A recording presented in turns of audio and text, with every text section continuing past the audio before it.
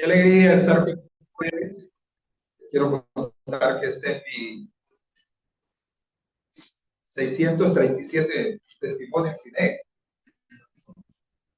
¿Y puede decir usted cómo ha hecho, cómo ha dado tantos testimonios? Bueno, vamos a contar brevemente cómo fue que Dios me encontró, cómo fue que comencé esa relación con Jesús, quién era yo y qué ha hecho en mi vida hoy. Por eso quiero que su mente, su corazón y sus manos estén del mismo lado. Gracias, profesor Freddy, por estar con nosotros aquí. Y gracias por aceptar la invitación. Yo nací en Guarizama, soy de apellido Antunes Ayala, soy de los Antunes por el lado de San Esteban. Somos muchos Antunes. De hecho, mi abuelo, el Pidio, tuvo 37 hijos desde Guarizama a Audito Oriental. Así que somos muchos Antunes. Y ese era mi abuelo el Pidio, un comerciante, que sintió que Guarizama era una competencia. Nuestro abuelo de madre, Lucas Ayala Rosales, un hombre también empresario, como mi abuelo Elpidio. Entonces uno de ellos pensó, hay competencia, me voy. Y se fue para San Esteban, vio las planicies, los valles, la riqueza que tiene ese lugar y la cercanía que estaba con la costa, y dijo, yo voy a quedarme en San Esteban. Entonces se quedó en San Esteban y dejó a mi abuela de ese tiempo con 4 hijos, de los cuales papá era un quedó de 6 años y no era fácil para papá, pero se quedaron ahí en Guarizama.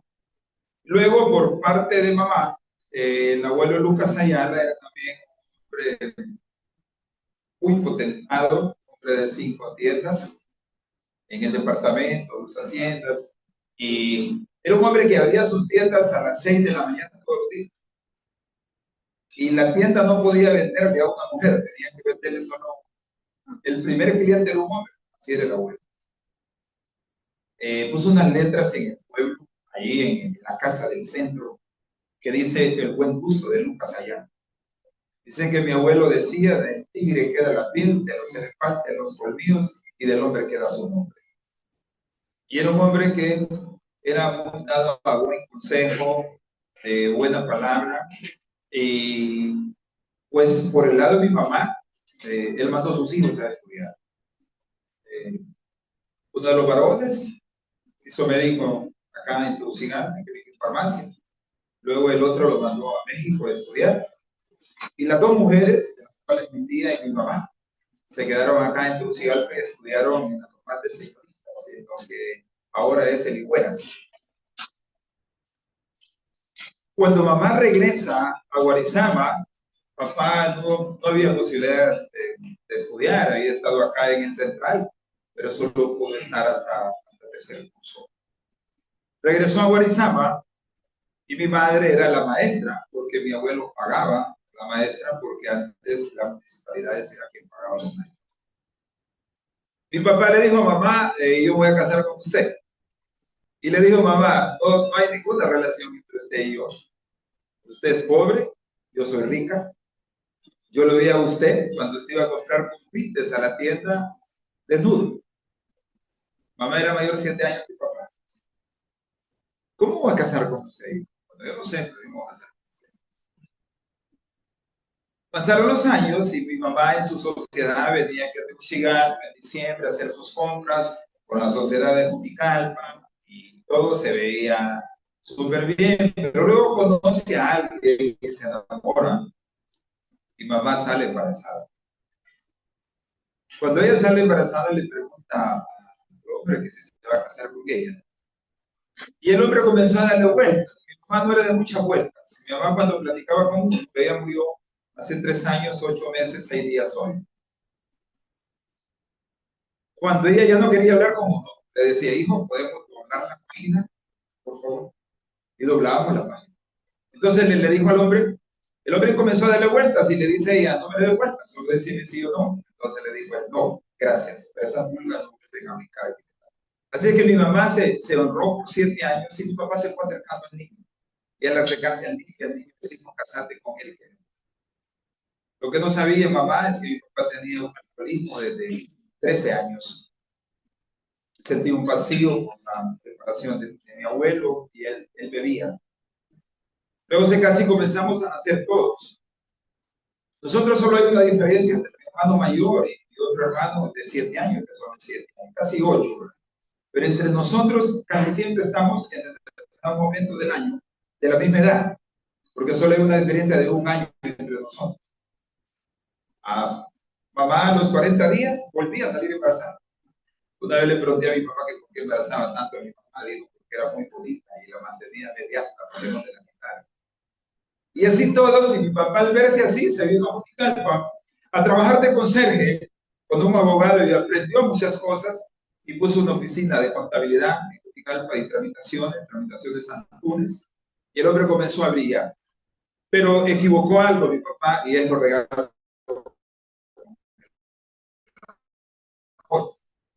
Teníamos de todo, pero mi papá la daba, no había tiempo para nosotros, sino que atendía a todos los clientes y todo el domingo también. Así crecimos, pero mi papá hizo algo muy interesante. Se reunió con todos nosotros y dijo que quería estudiar cada uno de nosotros.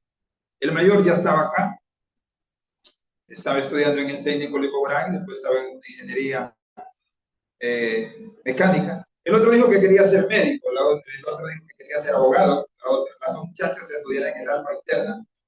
Y yo tenía 6 años, dije que quería ser ingeniero agrónomo. Y que todos comenzaron a graduarse, mi mamá los trajo a Juticalpa y de bachillerato los trajo para acá. Yo ya vine directamente acá, él rentó un apartamento, había un edificio, y ahí está el edificio, pero antes tenía un nombre, la Quinta Avenida Comayagüela, que decía edificio Suma decía. Ahí vivíamos nosotros, en el segundo piso, con 2 muchachas que nos cuidaban, una nos hacía la comida, otra nos limpiaba la casa y lavaba nuestra ropa. Así vivíamos, teníamos de todo, era un adulterio y teníamos 3 hermanos en Juticalpa y eso derrumbó.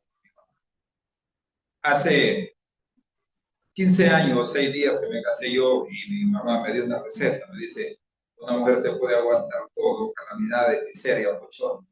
Lo que no te va a aguantar es que le pongas otro el frente, porque arrancas el corazón. Papá arrancó el corazón a mamá. No quiso regresar él a ordenarse y él murió. Murió de 61 años. No pude ver ninguno de nosotros profesionales ya avanzando para ayudarlos. Así es que yo cuando quise estudiar, ya no había problemas financieros en la casa y mi ilusión era ser ingeniero. Me matriculé aquí en Social, pasó, saqué 2 clases el primer semestre. Luego viajé a La Ceiba, saqué 6 clases. El tercer semestre también avancé, pero en el cuarto ya no podía estar, ya no había cómo mantener. Me regresé otra vez, me matriculé en biología, saqué 3 clases más y regresé a La Ceiba. Y le pedí unas tías que me ayudaran y ellas muy gentilmente me ayudaron. Así que a los 5 años yo estaba graduado de ingeniero. Pero igual que él, comencé a equivocar los regalos con el amor. Yo creo que la vida es como un semáforo, siempre digo, porque son. La luz verde es todo lo que usted tiene, no hay enfermedades, no hay problemas, no hay dificultades. Usted logra lo que se propone. Los amigos no lo dejan caer. Y siempre usted es bueno y para todo el mundo. Pero luego comienzan a prenderse luces amarillas y usted dice que la va usted a pagar, porque usted es fuerte, es inteligente y va a salir adelante. Comenzaron las luces a prenderse en la banca. Empiezo a llegar a un banco y llego al banco de Honduras y comienzo a brillar y establezco unidades de producción de ganadería, tanto de ganado de leche como de ganado de engorde. Y en poco tiempo tenía 4 unidades y empiezo a meterme también en cosas que eran bueno para mí. Empiezo a entrar a la directiva del mejor equipo de La Ceiba, pero empecé a descanso, porque desde el mismo hace 1 año, pero no pude ver. Y entonces empiezo a llenarme de vanidades y grandezas. Empiezo a creerme, empiezo a hacer lo mismo que mi papá, equivocar los regalos con mi mamá. No abrazaba a mis hermanos, no platicaba con ellos. Si necesitaban algo, se lo suplía únicamente. Con mi mamá era igual, todo le daba a mi mamá. Pero cuando llegaba a Guarizama, la sacaba de la habitación que le había hecho para meterme con alguien.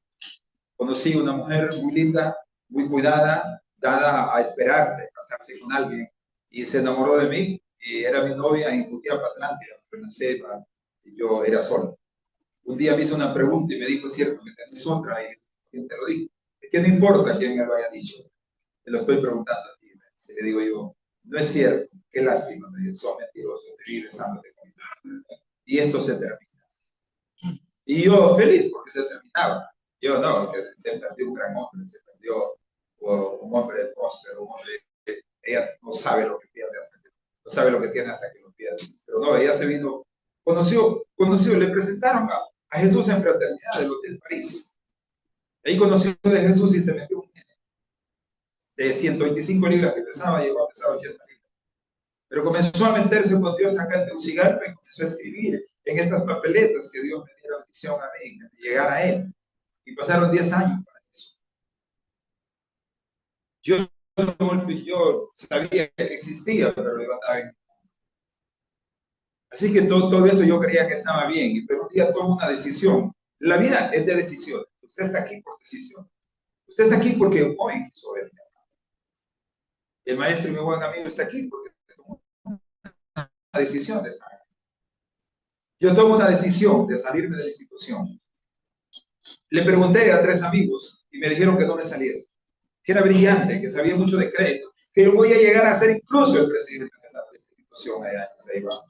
Pero no, yo me salí, tenía buena capacidad económica, tenía las haciendas, tenía unos carros. Y en cuanto comencé a salir de ahí, comenzaron los problemas sociales. Hoy me recuerda un proverbio árabe que me gusta mucho, que dice, cuando alguien te diga mola, no le hagas caso.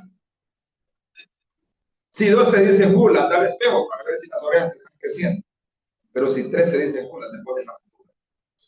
Yo comencé bien, supuestamente, pero comenzaron a suceder cosas que no eran normales. El ganado no se vendía como se tenía que vender. Alguno se dañaba cuando lo traíamos y teníamos que desplazarlo, el desborde. Comencé a padecer de hipertensión. Fui al médico y había que tomar las pastillas a las 6 de la mañana. Comenzó este brazo a fallar porque el canal del carpio se había dañado completamente. Empezaron a salir varices en las piernas, tanto en la izquierda como en la derecha. Aparecieron 5 hernias en la columna, en el disco 2 y 3, y andaba jorobado. Empezó un dolor en la parte cervical permanente. Empecé a perder el cabello por ambos lados, pero solo el pellejo de la cabeza. Y empezó a darme miedo el día, porque en el día me cobraban, en la noche en medio dormir. Y era aquella angustia y era aquella necesidad de poder vender algo. Tenía 2 casas, 2 hogares de playa, las 4 haciendas y nadie compraba. Empecé a deshacerme de los vehículos para mantener el dinero, no podía mantenerlo. Y empecé a endeudarme en la banca, yo no le debía a nadie en ese tiempo. Y entre poco tiempo yo tengo una carga financiera muy pesada que me agobiaba. Y empezó a ganar peso. Unas veces ganamos peso, es normal. Hay personas que son así, necesitas y todo. El peso mío no era normal. Llega a pesar 330 libras. Y era qué angustia. Yo esperaba algo, yo decía que algo tenía que suceder, que no podía ser que yo no tenía oportunidad. Yo había hecho algunos negocios así que no eran lícitos. Y fui a hacer uno de esos. Y la policía me tomó el 29 de julio del 2004. En ese tiempo un tío mío era presidente, era vicepresidente del Congreso. Tenía muchas amistades en la política. Y empecé a hacer llamadas y nadie contestó. La policía y hoy me tomó en un lugar que se llama Rosita Atlántida. Y cuando me traía me dijo, ¿sabes qué? Te queremos ayudar. ¿Cómo vas a querer ayudar a un delito si te llevas preso? Vos no sabes con quién te está metiendo. Vas a tener problemas. Yo no sé, pero yo lo único que sé es que tenés problemas con vos. Ahorita. Empecé a hacer llamadas en la manufactura de Tena y todo el mundo contestaba, pero hasta ahí nomás. A las 10 de la mañana me quitaron el teléfono y me metieron a la celda. Y ahí mi mundo se derrumba un poco, pero todavía tengo esperanza de salir, es temprano. Pero a las 3 de la tarde me pusieron las esposas, me treparon a la paila de Urquiza y me llevaron al presidio de Tena y me leyeron mi condena. Hurto en contra del Estado de Honduras, 9 años de cárcel sin defensa. Cuando yo entré a ese presidio, ahí sí me derrumbé. Ahí sí Me acordé de las palabras de mi papá. Mi papá me decía, me ponía en la pierna y jugaba conmigo y me decía, hijo, la vida es así. Cuando has perdido el dinero, no has perdido nada. Cuando estás enfermo, si le crees a Dios, Él te sana. Si no, te va a usar los médicos, hijo. Pero si pierdes tu integridad y tu honradez, has perdido todo. Esas palabras resumbaban en mi corazón. Me metieron al lugar donde los meten a todos. Y entré allí y me desmoroné en una base. Y comencé a llorar en esa base. Llegó alguien y me dijo, no te preocupes, gordo, me dice solo en la primera noche. Ya te vas a ir acostumbrando.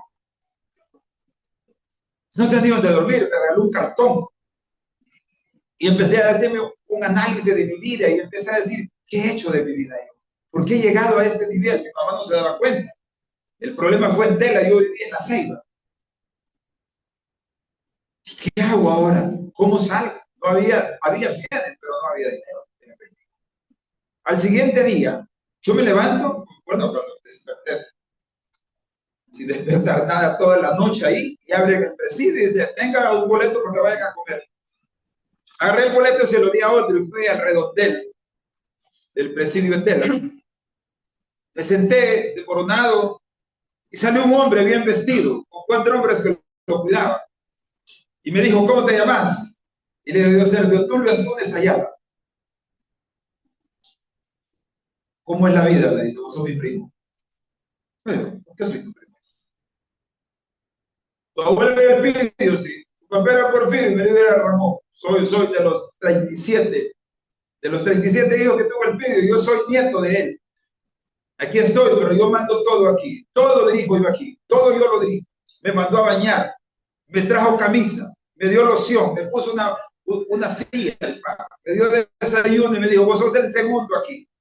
Y yo dije, bueno, si afuera estoy calmado, ya me paré aquí. Ya me paré, digo, y sí. Ay, ya dio orden, yo estoy tranquilo. Y ordena, le dice, tráigame el control del aire, tráigame el control de la televisión, deme el cuarto número 13, le dice, que ahí va a estar mi primo. Ahí está relajado, primo, todo el día viendo tele con aire acondicionado. ¿Pero qué? Yo había clamado a Jesús y le había dicho que me ayudara.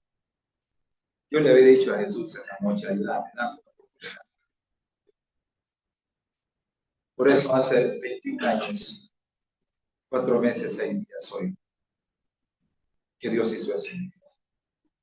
A las 8 en punto, dice Sergio Tulio Antunes, vaya a declarar. Ya no me tiran en la paila, ya no me ponen, las esposas me tiran adentro del carro. Llego ante el juez y me dice el juez, ¿usted tiene quien lo defienda?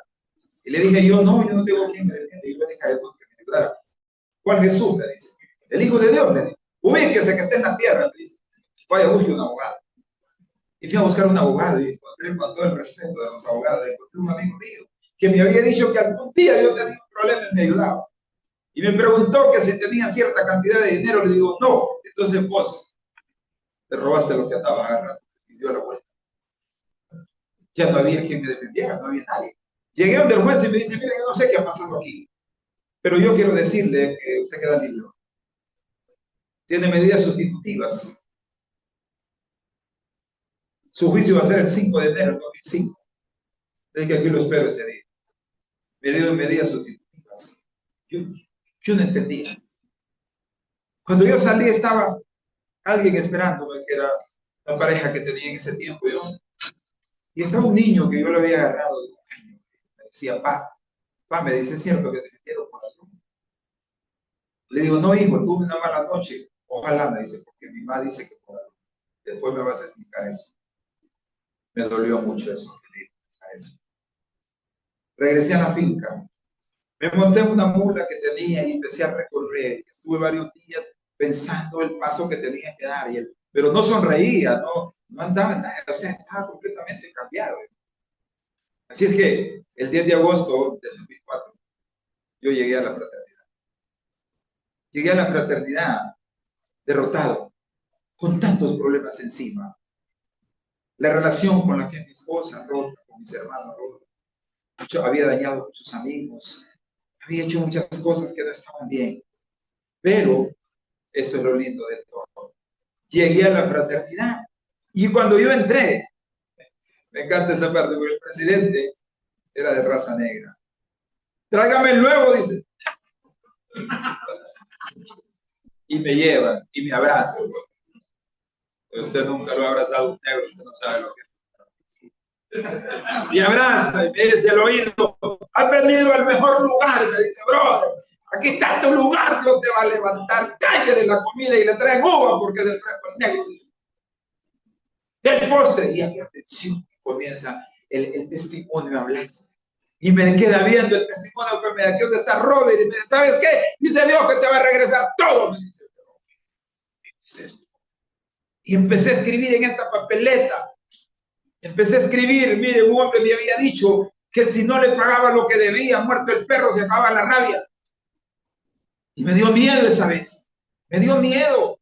Yo vendiendo las propiedades a menos precio y nadie compraba. Y yo escribí aquí que Dios me ayudara. Agarré 16 lempiras, que era lo único que andaba, y los eché en este sobre. Y oraron por mí. Y cambió algo. Cuando yo llego a la casa, yo llego diferente. Me dice mi tío donde vivía, ¿qué te hicieron los hombres que venían? Yo no sé, le digo, pero yo recibí a Jesús hoy. Y esa relación comenzó a crecer. Comencé a ir a mi capítulo todos los miércoles. No fallaba en mi capítulo. Empecé a inculcarme con la junta directiva. Empecé a buscar más de Dios. Empecé a buscar de los AL. Empecé a buscar de todo. Y me llevaron a Bagope, porque no teníamos en ese tiempo el CNA. Estábamos en Bagope. Yo miraba hombres corriendo cuando cantaban y aquel gozo. Yo decía que es cosas diferentes. Y estaba uno de los conferencistas ese día hablando sobre perdón. Una palabra de 6 letras que yo había escuchado, pero nunca había entendido esa palabra. Y me tocó el Espíritu Santo y yo caí hacia atrás y fue el tiempo más bello en mi vida. Y cuando me levantan de ahí, yo ya no soy el mismo. Yo he cambiado completamente. Cuando terminó todo el evento, llamé a la que es mi esposa ahora y le pedí perdón. Ella, sabes que me encontró Jesús. Te quiero pedir perdón.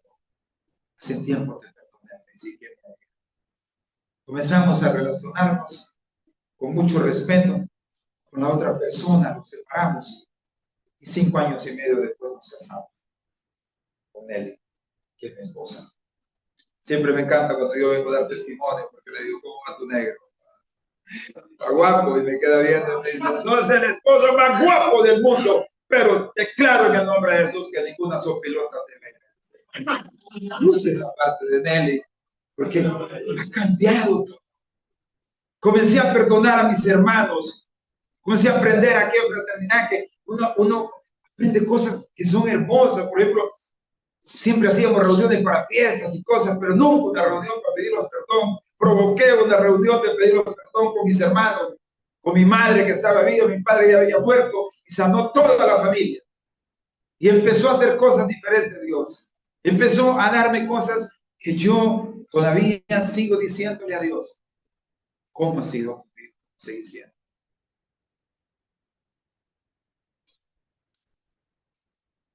Algo que ha hecho Dios en mi vida es algo hermoso. Saben que yo era todavía, estaba acá en la fraternidad, tenía como 2 años ya. Yo te invité a alguien, yo en el Monte de la Ceiba, y me dice, ¿a dónde me querés llevar? A una cena, le digo yo. ¿Y cuál es el símbolo de ustedes? El amor. Pero yo no lo veo, me dice, porque vos sos como. Sí, me dijo. No puedes estar diciendo malas palabras si estamos buscando de Dios, me dice. Pedile a Dios en esa papeleta que te quita esa forma de hablar.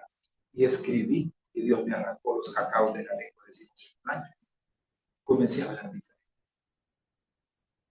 Un hombre oró por mí y mi mano fue completamente sana. Otro hombre oró por mí y fui sano de presión alta, hipertensión. Tengo exactamente 21 años, oiga bien, 21 años, 2 meses, 6 días de no tomar pastillas. Comenzó el pelo a salir otra vez. Ahora es que me lo mira plateado, antes era negro. Y comenzó Dios a darme otra forma de ser. Y empezó a sanarme y a provocar muchas cosas. Y a darme esa paz que yo no la podía encontrar en nada. Y era aquel gozo siempre. Y comenzó a tratar conmigo, a vender las propiedades, a entregar otras, a quedar en una situación difícil, pero nunca dejé de comer ni nunca dejé de vestir. 6 años, 8 meses en la Ceiba, chapeando con una chitagua. Oiga bien, trabajé de vigilante, botando basura, pero ahí estaba yo en los capítulos, y no fallaba en mis capítulos. Muchas veces no tenía con qué pagar la cena, pero yo no iba a comer, yo iba a recibir y siempre había comida para mí. Y era aquella forma, y las amistades comenzaron a regresar y empecé a llenarme de cosas que yo nunca había visto. ¿Y sabe qué es lo bello de fraternidad? Y esas son de las cosas más hermosas que tiene la fraternidad, que le cambia el entorno a usted, se lo cambia el entorno. Ya usted si platica con un fraterno, ya no empieza a quejarse, sino que habla de otras cosas. Y cuando su entorno cambia, cambia. Y eso me gustó mucho a mí. Me gustó y Dios comenzó a trabajar en esa área de mi vida, como les digo, y ha seguido trabajando y trabajando. El 10 de agosto, el 26 de mayo del 2010, yo regresé aquí a Tegucigalpa. Después de 24 años de vivir en la Ceiba. Regresé que si usted me metía la mano a la bolsa me sacaba un queque. Venía sin nada. Sin nada. Mi madre se quebró la pierna en 4 partes, el fémur de la pierna. Y vine a cuidar a mamá, a bañarla, a cambiarla, a darle la comida en la boca, a estar con ella. Y duró 13 años más mamá. Y a sanarme con mis hermanos, y a abrazar a mis hermanos, y a besar a mis hermanos, y a estar pendiente. Llego aquí a Tegucigalpa, 1 año sirviendo a mamá aquí en la Villa Olímpica, en una casita que tenemos ahí. Y Dios, después de 20 años, me regresó a mi trabajo otra vez a la banca, donde yo comencé. Y comenzó Dios a levantarme, y a darme nuevas amistades. A darme nuevas amistades. Me acuerdo una vez que me llevó Robert de aquí de Tegucigalpa. Iba yo en un carro de Roy y le decía, qué bonito este carro. Qué bonito este carro. Y ahora tengo uno de eso. Porque así es Dios. Así es Dios. Y ese es el Dios que tenemos. Y ese es el Jesús que le estoy hablando. Y el que me llamaba Luis para que yo fuera ese testimonio acá, yo le decía, Dios, sos especial. Sos especial porque solo Él se puede fijar en un hombre como yo, ustedes. Y después comencé a trabajar en otras instituciones. El profesor fue mi jefe en la UPN. Y ahí voy con otras amistades y otras cosas. No tengo todo lo que quiero, pero tengo lo que necesito. Hoy hay una relación muy bonita con él, una relación muy sana con mi esposa. He aprendido que yo tengo que ser el hombre que Dios me dice que sea, no el que yo quiero ser. Eso es importante. Que a veces uno dice, es que ella no hace lo que yo quiero, es que ella nunca va a hacer lo que usted quiere. Usted tiene que hacer lo que Dios le dice. Y eso lo aprendemos aquí en Fraternidad. Y las cosas van a comenzar a cambiar. El otro día un hombre me dijo a mí que no hallaba qué hacer con su hijo, porque su hijo era rebelde, que no hacía nada, que solo llegaba a la casa y cuando llegaba lo que hacía era meterse al teléfono y a la tablet, que el cuarto era un desastre. Y le digo yo, ¿sabes qué, brother? Te voy a contar una historia. Yo soy el padre de Sergio Antunes, vida, estuvo jugando más de 6 años, mi hijo, tremendo jugador, mi hijo. Y alguien me decía a mí, anda, mira a tu hijo, ¿a quién? Este chiquitín que tenés, te hacía libre, me decía, anda, velo, tremendo jugador, me dice. Y estaba en la final de la comercial en la Ceiba, en el Campo Vida, y lo voy a ver yo no dije que era el papá, me quedé ahí, a un lado, y me dice un hombre, yo va a ver ese seco, mire, ese tostado, ya va a ver el jugador, a saber quién será el Tata, me dice. Y era yo. Espérese, me dice, ya lo va a ver, tú, ven, el primero, son 3 los que voy a echar. Y de ahí se los quita y tú, ¿a qué le dije? Pero falta el penalti, me dice, le van a hacer penalti. Y le hace, ya va a ver usted cómo corre, mire, no tiene ni cuerpo, y el Tata nunca ha venido a verlo, me dice. Que yo no lo he visto el Tata, soy yo. Entonces aprendí y le pedí perdón a mi hijo. Y la vida cambió para mí. Pues ese hombre me dijo que no había qué hacer con su hijo. Y le digo yo, ¿le has pedido perdón a tu hijo alguna vez? ¿Y por qué? Él me dice, no sé. Pero la rebeldía, le digo, está estrictamente ligada con la relación. Si tu relación no es buena, hay rebeldía. Pedile perdón. Pedile perdón. Y esa noche llegó, se puso al frente de él y le dijo, hijo, quiero que me perdones. Y le dice el muchacho, ¿por qué te voy a perdonar si vos no has hecho nada? No, por favor, quiero si yo te he dañado alguna vez. Y le dice el muchacho, tengo 10 años de esperar que me digas eso. Cuando yo tenía 6 años, tú agarraste del cuello a mi mamá y la pegaste en la frente. Y le dijiste que por culpa de ese amigo y el amigo era yo, estamos donde estamos. Porque yo no lo quería y vos fuiste que no querías. Se perdonaron y se sanaron. Y son una familia de sanada. ¿Por qué cuento esto? Porque fraternidad trabaja mucho en esa área. Trabaja mucho en cómo vivir diferente. Por eso la misión es clara. Que seamos mejores empresarios, mejores esposos, mejores trabajadores, mejores personas. De eso se trata este lugar. Que usted ha decidido venir hoy, de eso se trata. Y Dios sigue haciendo grandes cosas en mi vida. Hace año y medio aparecí con otra enfermedad que es vértigo. Vértigo, yo no lo podía ver, no podía estar parado, te siente que se cae todo, te siente que se le viene todo encima. Llamo a mi hermano, que tiene doctorado tanto en virus y bacterias, me dice, si enfermedad no se cura.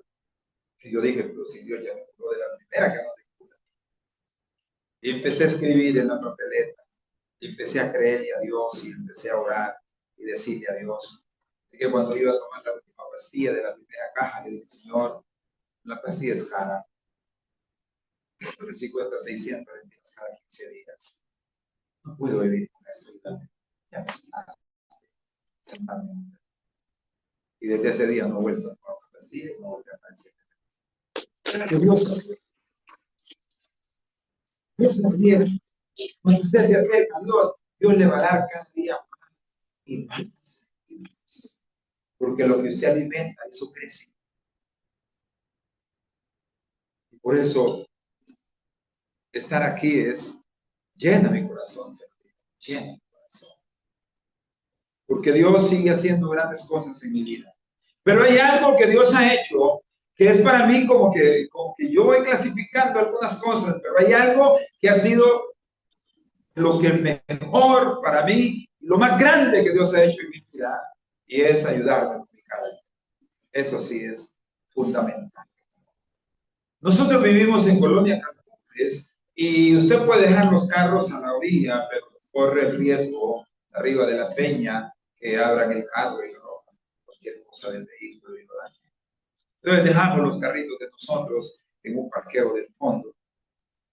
Mi esposa iba a salir y yo estaba viendo un partido de fútbol del equipo que simpatizo. Y entre medio de los 15 minutos de descanso, yo le digo, voy a ir a traerte el carro. Gracias, me dice ella, se metió al cuarto. Cuando yo vine, yo no le dije que le había traído el carro ni nada, sino que agarré el control y me puse a ver el partido. Y me dice Nelly, amor, ¿me trajo el carro? Le digo yo, ¿con quién vivo? ¿Con quién vivo yo? Es obvio tener dos licenciaturas, una en historia y otra en ciencias sociales.